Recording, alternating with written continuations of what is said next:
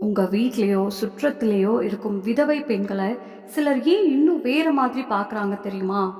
அவங்களுக்கு உண்மையாவே சொர்க்கம் கிடைக்காதா? இல்ல யாருக்கும் தெரியாத ஒரு பெரிய உண்மை இருக்கா? இந்த கதைய ஸ்கிப் பண்ணாம பாருங்க. ஒரு விதவை பெண்ணுக்கு ஏன் சொர்க்கலோகம் கிடைக்காது? கருட புராணத்துல இருக்கும் அந்த கசப்பான உண்மையை தெரிஞ்சுக்கோங்க. நண்பர்களே, மக்கள் என்ன சொல்றாங்கன்னா, ஒரு பெண் சுமங்கலியா இருந்தா சொர்க்கம் கிடைக்கும். ஆனா விதவை பெண்ணுக்கு என்ன ஆகும்? அவங்களுக்கு சொர்க்கம் கிடைக்குமா? அவங்க வாழ்க்கை உண்மையிலேயே சாபமா? இல்ல கருட புராணத்துல இதயமே நடுங்க வைக்கும் ஒரு ரகசியம் மறைந்திருக்கா? இன்று பகவான் விஷ்ணு தாமே நமக்கு ஒரு 1000 ஆண்டுகளா மறைந்திருந்த உண்மைய சொல்ல போறாரு. விதவை பெண் சொர்க்கத்துக்குரியவளா இல்லையா? அவ சிந்தும் ஒவ்வொரு கண்ணீருக்கும் என்ன பலன் கிடைக்கும்? பழமையான காலத்துல நடந்த சம்பவம் இது. வைகுண்ட லோகத்துல அற்புதமான ஒளி பரவி இருந்தது. எல்லா இடத்திலும் அளவற்ற அமைதி நிலவியது. தேவர்கள், கந்தர்வர்கள் இசைத்த இனிய இசை அந்த சூழலை நிறைந்திருந்தது. கருடன் பகவான் விஷ்ணுவின் முன் அமர்ந்திருந்தார். ஆனால் அந்த நாளில் அவருடைய மனசுல ஒரு ஆழமான கேள்வி இருந்தது. கண்களில் பதட்டமும் ஆர்வமும் தெரிந்தது. கருடன் கைகளை கோப்பிட்டு கேட்டார், பிரபு, பூலோகத்துல ஒரு விஷயம் மீண்டும் மீண்டும் கேட்கப்படுகிறது. கணவன் உயிரோடு இருக்கும் பெண்ணோ அல்லது கணவுடன் சேர்ந்து உயிர் விட்ட பெண்ணோ தான் சொர்க்கத்துக்குரியவள் என்று சொல்கிறார்கள். ஆனா கணவனை இழந்த பெண், தன் மங்களத்தை இழந்தவள், தனிமையில் வாழ்கிறவள், உலகம் விதவை என்று இகழ்கிறவள், அவளுக்கு என்ன நிலை? அவள் சொர்க்கத்துக்குரியவள் இல்லையா? அவளுடைய புண்ணியம், தவம், தர்மம், நல்ல குணம் எல்லாம் வீணா போயிடுமா? கணவன் முன்னாடி உயிர் விட்டுட்டார் என்பதற்காக மட்டும் அவ வாழ்க்கையின் அர்த்தம் இல்லாம போயிடுமா? பிரபு, நான் தெரிஞ்சுக்கணும், விதவை பெண்ணின் விதி என்ன? அவளுக்கும் சொர்க்கம் கிடைக்குமா? இதை கேட்டபோது கருடனின் குரலில் சோகமும் வலியும் இருந்தது. அவர் தொடர்ந்து சொன்னார், மக்கள் சொல்றாங்க, சேலை மாத்திட்டாங்க, வளையல் உடைச்சிட்டாங்க, சுமங்கலி அடையாளம் போயிருச்சு, வாழ்க்கை முடிஞ்சிடுச்சுன்னு. பிரபு, ஒரு பெண்ணின் புனிதம் அவள் சுமங்கலித்தனத்துல மட்டும்தானா இருக்கு? அவளோட அன்பு, தியாகம், தர்மம், உண்மை, சேவை எல்லாமே அர்த்தமில்லாததாகிடுமா? கருடனின் மனக்குழப்பம் இப்போது வார்த்தைகளாக வெளிவந்தது. வைகுண்டம் முழுக்க அமைதி சூழ்ந்தது. தேவர்களும் கந்தர்வர்களும் இந்த கேள்வியின் ஆழத்தை உணர்ந்தார்கள். எல்லா உலகங்களிலும் எண்ணற்ற பெண்களின் வேதனையை பிரதிபலிக்கும் கேள்விதான் இது. கருடன் மீண்டும் கேட்டார், பிரபு, பூமியில ஒரு சுமங்கலி இறந்தால் மக்கள் நேரே சொர்க்கம் சென்றார் என்று சொல்கிறார்கள். ஆனா ஒரு விதவை இருந்தால் யாரும் எதுவும் சொல்ல மாட்டாங்க. அவளுக்கும் சொர்க்கம் கிடைக்கும் என்று யாரும் சொல்ல மாட்டாங்க. இது உண்மையா? அவள் செய்த நற்செயல்களுக்கு மதிப்பில்லையா? கருடனின் கண்கள் பகவான் விஷ்ணுவை நோக்கி நிலைத்திருந்தது. உடனே பதில் வேண்டும்னு இல்லை, ஆனால் உண்மையை தெரிஞ்சுக்கணும் என்பதுதான் ஆசை. சாஸ்திரத்தின் சாட்சி, தர்மத்தின் அடிப்படை, இறைவனின் வாக்கு மட்டுமே அவருடைய மனக்கலக்கத்தை நீக்க முடியும். பகவான் விஷ்ணு சில நொடிகள் அமைதியாக இருந்தார். அவருடைய தெய்வீக கண்களில் ஒளி தெரிந்தது. கருடனின் கேள்வியை ஒரு கேள்வியாக மட்டும் இல்லாமல் பூமியில் இருக்கும் பல பெண்களின் வேதனையாக அவர் உணர்ந்தது போல இருந்தது. பிறகு மெதுவாக பேச ஆரம்பித்தார். கருடா, இன்று நீ கேட்ட கேள்வி யுகங்கள் முழுக்க மனிதர்களின் மனதில் இருந்த கேள்வி. ஆனால் அதை உண்மையா அறிய யாரும் முயற்சி செய்யவில்லை. வைகுண்டத்தில் மீண்டும் ஆழமான அமைதி நிலவியது. கருடனின் கேள்வி அந்த சூழலை இன்னும் தீவிரமாக்கியது. பகவான் விஷ்ணு அமைதியாக அமர்ந்திருந்தார். அவருடைய கண்களில் கருணை இருந்தது. முகத்தில் உலகத்தின் எல்லா கேள்விகளுக்கும் பதில் தெரியும் தெய்வீக புன்னகை இருந்தது. சில நொடிகள் அவர் அமைதியாக இருந்தார். கருடனின் கேள்வி மட்டும் இல்லாமல் விதவை என்ற பெயரால் அவமதிப்பு, இகழ்ச்சி, தனிமை அனுபவிக்கும் எண்ணற்ற பெண்களின் துயரத்தையும் உணர்ந்தார். பிறகு இனிய குரலில் பேச ஆரம்பித்தார். கருடா, நீ கேட்ட கேள்வி மிகவும் ஆழமானது. ஆனால் அதற்கான பதில் மிகவும் எளிமையானது. ஏன்னா உண்மை எப்போதும் எளிமையானதுதான். மனிதன்தான் அதை சிக்கலாக்குகிறான். கருடன் கவனமாக கேட்டார். பகவான் சொன்னார், உலகத்தில் மக்கள் வெளிப்புற அடையாளங்களை பார்த்து தீர்ப்பு சொல்லுகிறார்கள். யார் சுமங்கலி, யார் விதவை என்று பார்த்து பெண்ணின் மதிப்பை தீர்மானிக்கிறார்கள். ஆனால் தர்மம் அப்படி இல்லை. தர்மம் ஒருபோதும் வெளிப்புற தோற்றத்தால் அளக்கப்படாது. அது மனசுல இருக்கும், எண்ணங்களில் இருக்கும், நடத்தையில் இருக்கும். பகவான் விஷ்ணு தொடர்ந்து சொன்னார், கருடா, இதை நன்றாக நினைவில் வை. வளையல் போட்டதால புண்ணியம் கிடைக்காது, குங்குமம் வைத்ததால சொர்க்கம் கிடைக்காது. சொர்க்கத்துக்கான பாதை நல்ல செயல், ஒழுக்கம், நம்பிக்கை இவைகளால தான் உருவாகும். கருடனின் கண்கள் ஆச்சரியத்தில் விரிந்தது. விஷ்ணு சொன்னார், ஒரு பெண் சுமங்கலியாக இருந்தாலும் அகங்காரம், ஏமாற்றம், அதர்மம் இவைகளில் மூழ்கி இருந்தால் அவளுடைய சுமங்கலித்தனம் அவளை சொர்க்கத்துக்கு கொண்டு போகாது. ஆனா ஒரு பெண் விதவையாக இருந்தாலும் தர்மத்தை காப்பாற்றி தியாகத்துடனும் கட்டுப்பாட்டுடனும் வாழ்ந்தால் அந்த பெண்ணே சொர்க்கத்தின் உயர்ந்த இடத்துக்குரியவள் ஆகிறாள். அதற்கு பிறகு பகவானின் குரல் இன்னும் தீவிரமாயிற்று. அவர் சொன்னார், கருடா, விதவையா இருப்பது எந்த தப்பும் இல்லை. அது வாழ்க்கையில வர்ற ஒரு சூழ்நிலைதான். ஆனா அந்த நிலைமையிலையும் தன் கணவன் வீட்டை தன் வீட்டாக ஏற்றுக்கொள்ளும் பெண், கஷ்டத்திலையும் தர்ம வழியை விடாமல் இருப்பவள், தன் குணநலன்களை சுத்தமாக காக்கிறவள், குடும்பத்தின் மரியாதையை காப்பாற்றுறவள், எந்த குறையும் சொல்லாமல் வாழ்க்கை சுமையை சுமக்கிறவள், அவள் சாதாரண பெண் இல்லை. அவள் தவம் செய்கிறவளா உயர்ந்து நிற்கிறாள். இதை கேட்ட கருடனின் இதயத்தில் பக்தியும் மரியாதையும் நிரம்ப ஆரம்பிச்சது. பிறகு பகவான் விஷ்ணு சொன்னார், கருடா, தியாகத்தை விட பெரிய தவம் எதுவும் இல்லை. விதவை பெண்ணோட வாழ்க்கை அந்த தியாகத்துக்கு பெரிய உதாரணம். அவள் தன் சந்தோஷங்களை தியாகம் செய்கிறாள், தன் ஆசைகளை தியாகம் செய்கிறாள், தன் சிரிப்பையே கூட தியாகம் செய்கிறாள். ஏன் தெரியுமா? தன் தர்மத்தில் உறுதியாக நிற்கவே. இப்போது கருடனின் கண்களில் கருணையும் மரியாதையும் ரெண்டுமே தெரிஞ்சது. பகவான் தொடர்ந்து சொன்னார், இதை நன்றாக தெரிஞ்சுக்கோ. ஒரு பெண் சுமங்கலியா இருந்தாளா விதவையா இருந்தாளா என்பதால சொர்க்கம் முடிவு பண்ணப்படாது.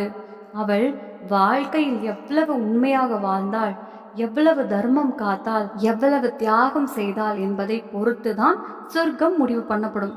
இப்போது பகவான் விஷ்ணு ரொம்ப ஆழமான அரிதான ஒரு ரகசியத்தை சொன்னார். கருடா, ஒரு பெண் தன் செழிப்பான பெற்றோர் வீட்டை விட்டு கணவன் வீட்டை தன் வீட்டாக ஏற்றுக்கொள்கிறாள். கணவன் இறந்த பிறகும் அதே வீட்டை தன்னுடையதாக நினைத்து அங்கேயே இருந்து தர்மமாக வாழ்ந்தால் அவளுடைய அந்த தியாகம் தேவர்களை கூட ஆச்சரியப்பட வைக்கும் மாதிரி இருக்கும்.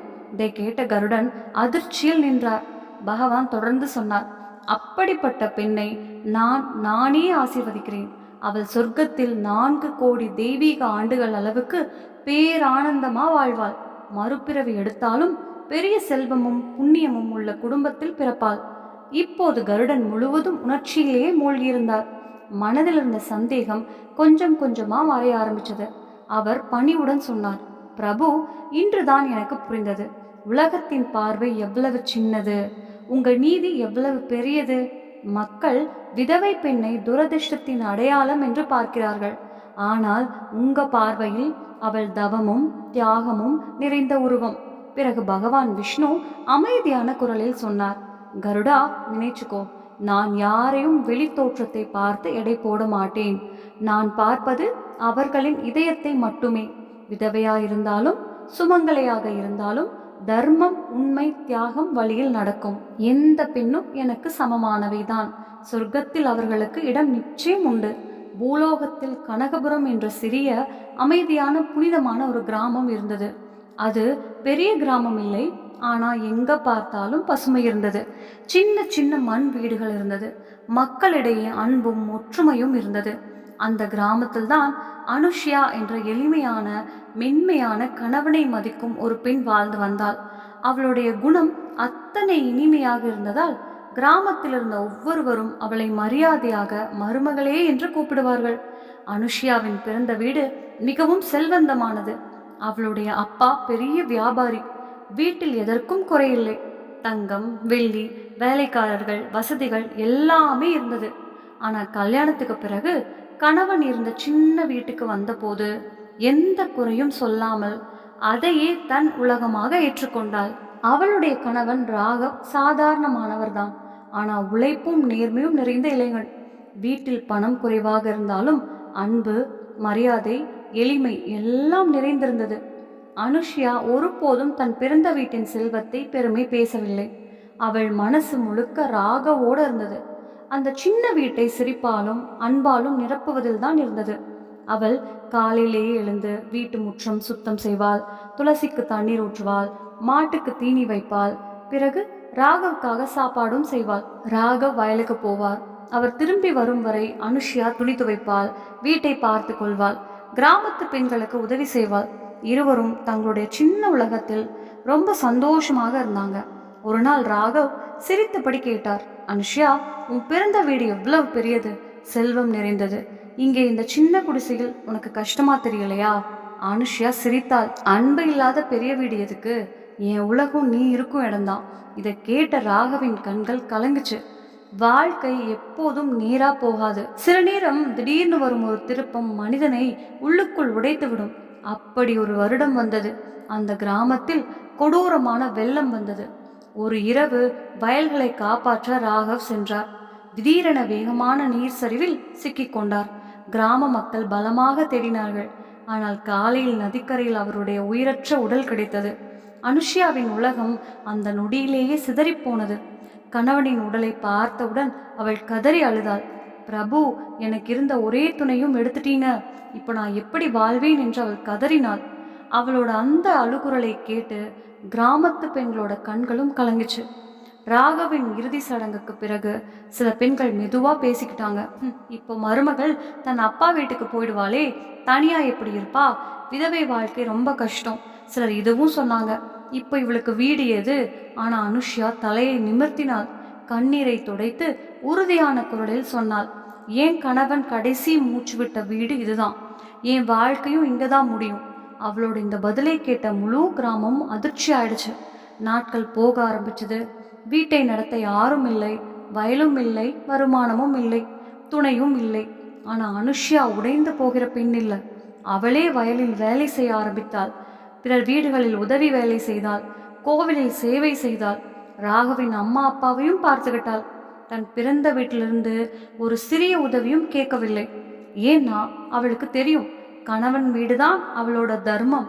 அனுஷ்யாவோட குணம் அவ்வளவு தூய்மையாக இருந்தது. கிராமத்து ஒவ்வொரு குழந்தையும் அவளை அம்மா என்று கூப்பிட்டது. வயதானவர்களே மகளே என்று அழைத்தார்கள். பெண்கள் எல்லாரும் அவளை முன்னுதாரணமாக பார்த்தாங்க.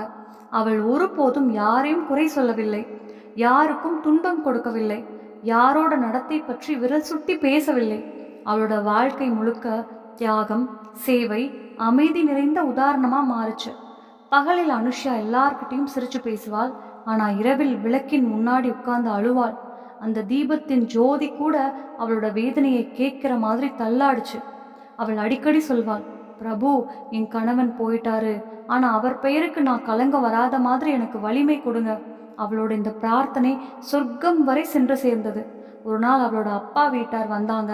மகளே வா, நாங்க உன்னை எங்களோட கூட்டிக்கிட்டு போறோம், இங்க ஏன் தனியா கஷ்டப்படுறேன்னு கேட்டாங்க.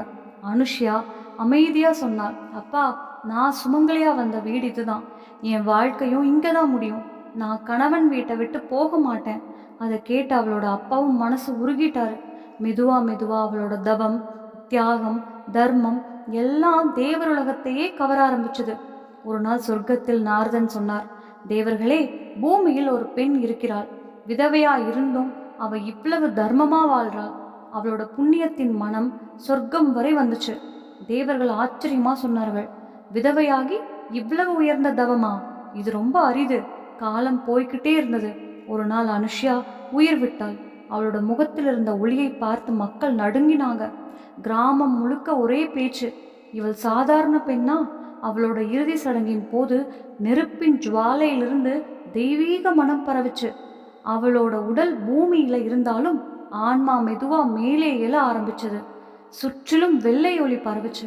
பௌர்ணமி நிலா ஒளி 4 திசையிலும் பொழியிற மாதிரி இருந்தது. மெதுவா உடல் லேசாயிட ஆன்மா வானத்தை நோக்கி உயர்ந்தது. அப்போ அவள் முன்னாடி ஒரு தெய்வீக பாதை தோன்றியது. அது சாதாரண பாதை இல்ல, பெண் ஒளியால ஆன பாதை.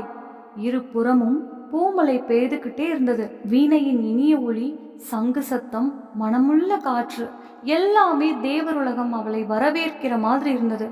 அனுஷ்யா அதிர்ச்சியோட இது எனக்கான வரவேற்பா என்று நினைத்தாள். அந்த நேரம் சில தெய்வீக உருவங்கள் வந்தது. அவர்கள் தேவர்களும் கந்தர்வர்களும். கையில் மலர்கள். அனுஷ்யாவை வணங்கினார்கள். ஒருவர் சொன்னார், தேவி, உங்க தவம் உங்களுக்கு இந்த உயர்ந்த இடத்தில் மரியாதை கொடுத்திருக்கிறது, வரவேற்கிறோம். அனுஷ்யாவின் கண்களில் கண்ணீர் வந்தது. அது துக்கத்தினால் இல்லை, மரியாதையும் பணிவும் கலந்த கண்ணீர். அவள் முன்னே சென்றபோது சொர்க்க வாசல் தெரிந்தது.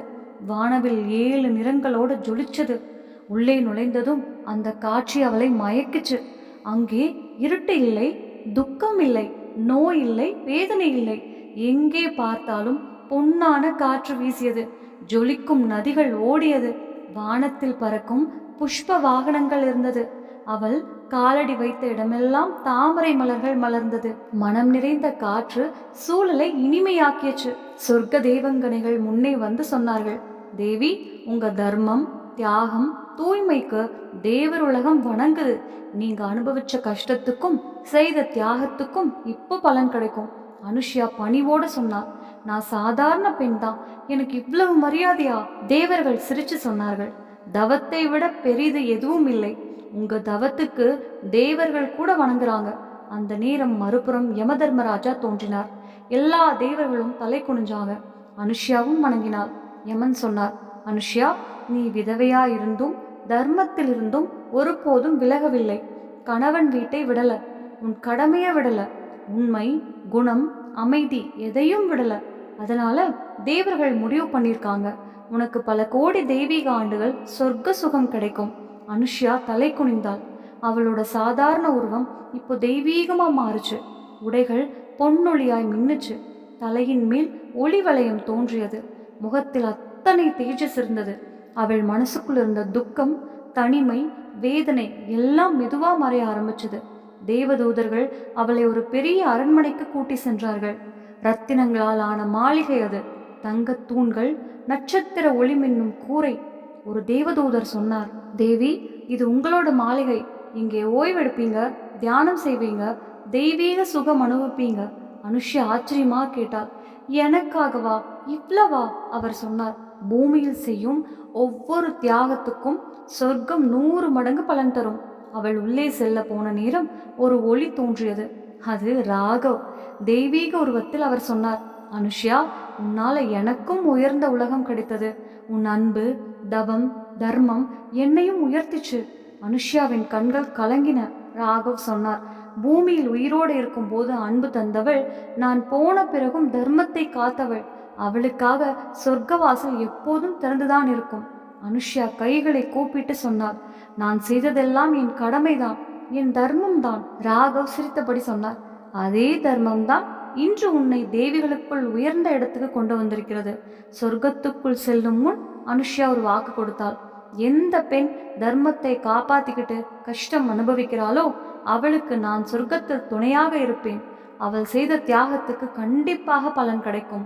அந்த நொடியிலேயே வானத்தில் தெய்வீக ஒளி பரவுச்சு. மலர்கள் மலையா விழ ஆரம்பிச்சது. சொர்க்கம் முழுக்க அனுஷ்யாவுக்காக கொண்டாட்டம் நடந்தது. மீண்டும் வைகுண்டத்தில் அதே தெய்வீக அமைதி நிலவியது. ஆனா இந்த முறை சூழல் பழைய மாதிரி இல்லை, ஏதோ மாறி இருந்தது. அந்த மாற்றம் கருடனின் இதயத்தில் தான் இருந்தது. அனுஷ்யாவின் முழு கதையையும் கேட்ட கருடனின் கண்கள் கலங்கின. கருணை, மரியாதை, பக்தி மூன்றும் கலந்த பார்வை அது. சில நொடிகள் அவர் அமைதியாக இருந்தார். உள்ளுக்குள் ஒரு பெரிய உண்மை பிறக்கிற மாதிரி இருந்தது. பிறகு மெதுவா பகவான் விஷ்ணுவின் பாதத்தில் குனிந்தார். அவரோட குரல் நடுங்கியது, பிரபு, இன்று என் அறியாமை நீங்கிச்சு. நானும் உலகம் பார்க்குற மாதிரி தான் பார்த்தேன். விதவை பெண் என்றால் துக்கத்தின் உருவம் என்று நினைத்தேன். ஆனா இன்று நீங்க காட்டுனீங்க, அவள் தியாகம், தவம், தர்மம் நிறைந்த உருவம் என்று. கருடன் மீண்டும் சொன்னார், பிரபு, பூமியில் மக்கள் விதவையை அபசகுணம் என்று பார்க்கிறார்கள். அவளுடைய வாழ்க்கையை இகழ்கிறார்கள். அவளுடைய ஆடைகளை மாற்றுகிறார்கள். அவளோட சிரிப்பை பறிக்கிறார்கள். வாழ்க்கையில் இருந்த நிறங்களை எடுத்துடுறாங்க. இது சரியா? அவரோட குரலில் கேள்வி மட்டும் இல்லை, எண்ணற்ற பெண்களின் வேதனை இருந்தது. பகவான் விஷ்ணு கருடனை எழுப்பி அமைதியான கருணை நிறைந்த குரலில் சொன்னார், கருடா, உலகம் பல நேரம் உண்மையை பார்க்காது. பழக்கத்துக்கு பின்னால் தான் ஓடும். அந்த பழக்கம் அறிவை விட்டு விலகினால் அது அநியாயமா மாறிடும். கருடன் கவனமாக கேட்டார். பகவான் தொடர்ந்து சொன்னார், விதவை பெண்ணை அபசகனம் என்று சொல்வது தர்மம் இல்லை, அது அறியாமை. தர்மம் ஒருபோதும் யாருடைய துக்கத்தையும் அதிகப்படுத்தாது. தர்மம் கருணையை கற்பிக்கும். மரியாதையை கற்பிக்கும். ஒவ்வொரு உயிரிலும் இறைவனை பார்க்கும் பார்வையை தரும். பகவான் விஷ்ணுவின் குரல் இன்னும் தெய்வீகமாயிற்று. கருடா, பெண் என்பது ஒருவரின் மங்களம் மட்டும் இல்லை. அவள்தானே ஒரு சக்தி. அவள் தாய், அவள் படைப்பு, அவள் பொறுமை, அவள் தியாகம். அதே பெண் விதவையா ஆனா அவளுடைய வாழ்க்கை ஒரு தவமாக மாறிடும். இப்போது கருடனின் மனசு முழுக்க மாறியிருந்தது. அவர் சொன்னார், பிரபு, இப்போ எனக்கு புரிஞ்சிடுச்சு. சொர்க்கத்துக்கான பாதை சுமங்கலித்தனத்தால் இல்லை, தர்மத்தால் தான். விதவை பெண் தன் கடமையை காப்பாத்தினா அவள் உயர்ந்த லோகத்துக்கே உரியவள். பகவான் விஷ்ணு கடைசியாக கருடனை பார்த்தார். அவருடைய கண்களில் தெய்வீக ஒளி ஜொலிச்சது. அவர் சொன்னார், கருடா, இதை இறுதி உண்மையா நினைச்சுக்கோ. நான் யாரையும் ஆடைகளால் அளக்க மாட்டேன், வெளி தோற்றத்தால் அளக்க மாட்டேன், திருமண நிலையை பார்த்து தீர்ப்பு சொல்ல மாட்டேன். நான் பார்க்கிறதே அவன் செயல், இதயம், தியாகம். எந்த பெண் கஷ்டத்திலும் தர்மத்தை விட மாட்டாளோ, அவமானத்திலும் அமைதியை இழக்க மாட்டாளோ, அவள்தான் எனக்கு மிகவும் பிரியமானவள். அவளுக்காக சொர்க்கவாசல் எப்போதும் திறந்தே இருக்கும். அவர் இப்படி சொன்னவுடன் வைகுண்டம் முழுக்க தெய்வீக ஒளி பரவிச்சு. வானத்தில் இருந்த மலர்கள் பொழிய ஆரம்பிச்சது. தேவர்கள் இனிய இசை வாசிக்க ஆரம்பிச்சாங்க. கருடன் பக்தியோட தலையை குனிந்தார். இப்போது அவருடைய மனசில் எந்த கேள்வியும் இல்லை, அமைதிதான் இருந்தது, உண்மைதான் இருந்தது. மனிதர்களே, எந்த விதவை பெண்ணையும் தாழ்வாக நினைக்காதீங்க. அவள் துக்கத்தின் உருவம் இல்ல, தியாகம், தவம் நிறைந்த உருவம். அவள் தர்ம வழியில் நடந்தால் சொர்க்கத்தில் அவளுக்கு இடம் நிச்சயம். அவள் செய்யும் ஒவ்வொரு தியாகமும் அவளை தெய்வீகத்துக்கு இன்னும் அருகில் கொண்டு போகும். நண்பர்களே, இந்த கதை உங்களுக்கு பிடிச்சிருந்தா லைக் பண்ணுங்க. நம்ம ஆன்மீக தமிழ் சேனலை சப்ஸ்கிரைப் பண்ணுங்க. கமெண்ட்ஸ்ல ஜெய் ஸ்ரீ கிருஷ்ணா என்று கண்டிப்பா எழுதுங்க. நன்றி. நம்ம சேனல்ல பிடிச்சிருச்சுன்னா லைக் பண்ணுங்க, ஷேர் பண்ணுங்க, சப்ஸ்கிரைப் பண்ணுங்க. நன்றி.